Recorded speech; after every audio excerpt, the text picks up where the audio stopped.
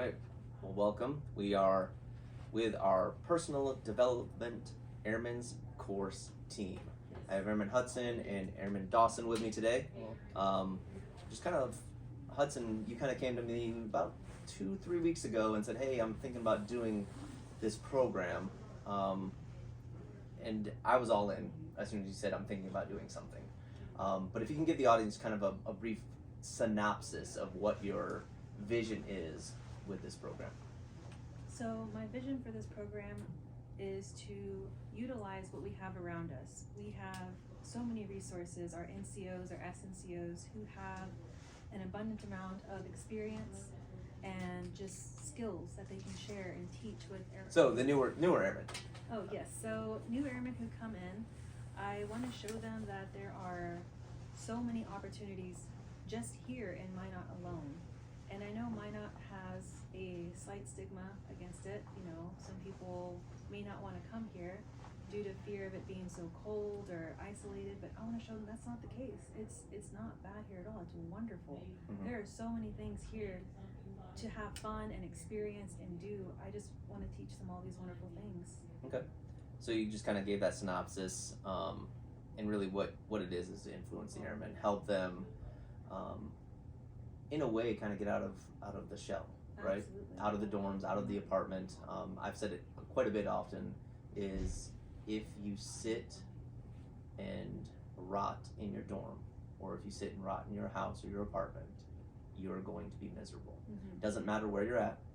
You can be in your dream location, but if you don't experience the location, the people, you will be miserable. Yes, yes. So that's fantastic. And then, so what kind of goals do you have with the course? What do we want to look at achieving? So goals, first we need a good amount of support. We need instructors. We need airmen to attend, locations to host classes, and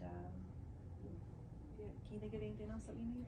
I just would speak on kind of where my mind sets with the foundation of it is you spoke on when you sit alone and you feel like you're just rotting in your dorm. Mm-hmm.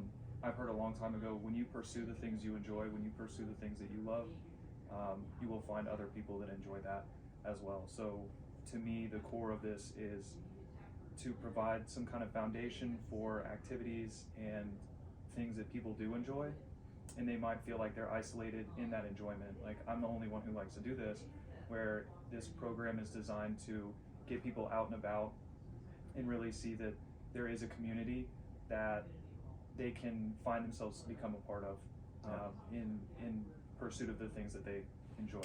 Yeah, and I think especially younger airmen, sometimes we don't know what we like yet.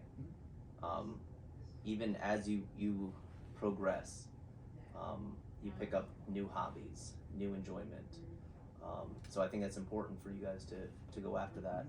And I think it's a good baseline. Let's start with the squadron. Let's develop it at that squadron, and then we can bring in the MEAC, the Minot Airmen's Council. We can bring in the 5-6, the top 3. We can start bringing in the DLL 2.0. Bring all of that together to help this program get off its feet.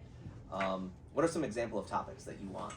Oh, there are so many. I went around the squadron just to kind of interview NCOs to see what they would like to talk about, what they think would be a good personal development for airmen, and they just gave me just a variety of topics. Mm-hmm. They talked about outdoor skills, outdoor hobbies, so fishing, hunting, camping, survivalist skills. Okay. Then there are even ones where you could help people in dorms, airmen in dorms. Healthy eating, how to cook on a budget and still eat really healthy. Okay. You know, fitness, the importance of fitness, finance, budgeting, savings. You could do music classes. I have a sergeant that wants to teach how to play guitars and how to sing. Okay. So there are just really anything the NCOs want to teach that they think is a good skill or a personal development. So, anything else about this? What do you need from the triad, from the first sergeant, the chief, the commander? What do you need from us to help this grow? The biggest thing we need is advertising, so word of mouth. We need just support on that level, just letting people know awareness, and just kind of providing space for us to have The these biggest thing for for the airmen who are listening is you have to be involved. Yes. I've said it numerous times. We can build these programs, and if nobody shows up, if nobody listens, it's energy that the team is doing and using that's not going anywhere. Absolutely. So you said it earlier, we need that participation from everybody. We had a brief little meeting with just some random airmen in the squadron. We just Mhm. sat them down and we're like, hey, let's ask you some questions about morale. What does morale mean to you? And they Mhm. all sort of had their own answers. Some said they think it's self-esteem. Some thinks it has to do with just how we feel in general, just our feelings. And when I asked them about how they think morale can affect their day-to-day lives and their performance, they all basically answer the same. They think, if we're not feeling good, if we're not having good self-worth, we don't think we have good purpose, we're not really going to want to do very well. Mhm. So I think this course, just showing airmen that there are things to do, can kind of add to that feel-good feeling. Because Yeah. you feel good when you focus on your hobbies and you have a place that you can rest and relax and progress in your personal life. Yep. Kind of gives you a little bit more self-worth. And then what helps, I think, in what you're in a way trying to get after is that connectiveness. Mm-hmm. So you have those individuals within the unit that you're connected with. So in the morning when you wake up, you want to come in to be able to see and interact with those people. Yes. I would say as far as connectedness goes, you're taking someone who, per se, the instructor that has a passion towards something, that it's not just we're gonna have a brief, I'm gonna sit down and teach you what I have to. I'm gonna Yeah. take my time and really use my passion to see if it's something that you all would enjoy as well. Yeah. So if it's okay with you, do you mind if I grab some of these instructors, bring them into the podcast and have them talk a little bit too, so Absolutely. the airmen that do listen can get kind of a feel of what this class will entail. Oh, And then it's on their own time as well. yes, that'd be wonderful. That'd be Excellent. great. So, well, I really appreciate you both coming. And you did phenomenal. For the listeners, Airman Hudson was a little nervous when she started. But as you listen to this again, you'll hear how you were nervous in the beginning.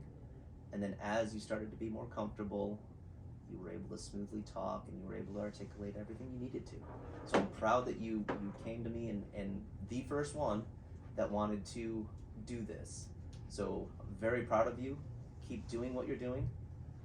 And for the listeners, we will talk to you again later. Thank you. Thank you. Thank you. All right. Good job. Oh my gosh, that was so nervous. You did fantastic. As soon as you got over the